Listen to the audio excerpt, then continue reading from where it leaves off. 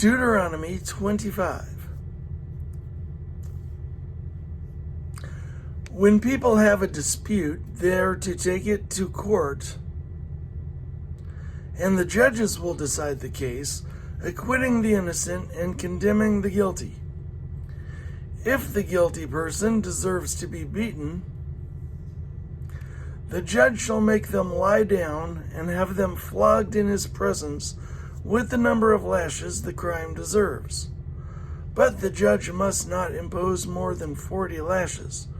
If the guilty party is flogged more than that, your fellow Israelite will be degraded in your eyes.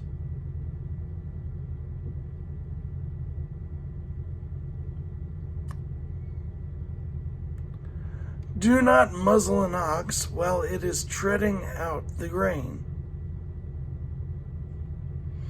If brothers are living together and one of them dies without a son, his widow must not marry outside the family. Her husband's brother shall take her and marry her and fulfill the duty of a brother-in-law to her. The first son she bears shall carry on the name of the dead brother, so that his name will not be blotted out from Israel. However, if a man does not want to marry his brother's wife, she shall go to the elders at the town gate and say, "My husband's brother refuses to carry on his brother's name in Israel. He will not fulfill the duty of a brother-in-law to me." Then the elders of his town shall summon him and talk to him.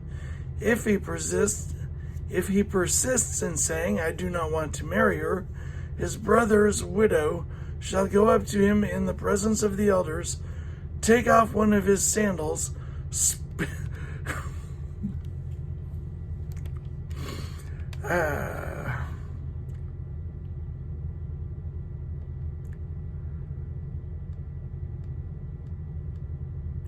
If he persists in saying, "I do not want to marry her," his brother's widow shall go up to him in the presence of the elders, take off one of his sandals, spit in his face, and say, "This is what is done to the man who will not build up his brother's family line. That man's line shall be known in Israel as the family of the unsandaled." If two men are fighting and the wife of one of them comes to rescue her husband from his assailant, and she reaches out and seizes him by his private parts, you shall cut off her hand. Show her no pity.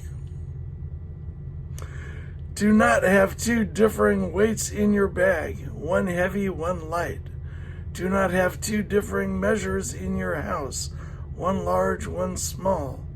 You must have accurate and honest weights and measures, so that you may live long in the land the Lord your God is giving you. For the Lord your God detests anyone who does these things, anyone who deals dishonestly. Remember what the Amalekites did to you along the way when you came out of Egypt. When you were weary and worn out, they met you on your journey and attacked all who were lagging behind. They had no fear of God. When the Lord your God gives you rest from all the enemies around you in the land he is giving you to possess as an inheritance, you shall blot out the name of Amalek from under heaven. Do not forget.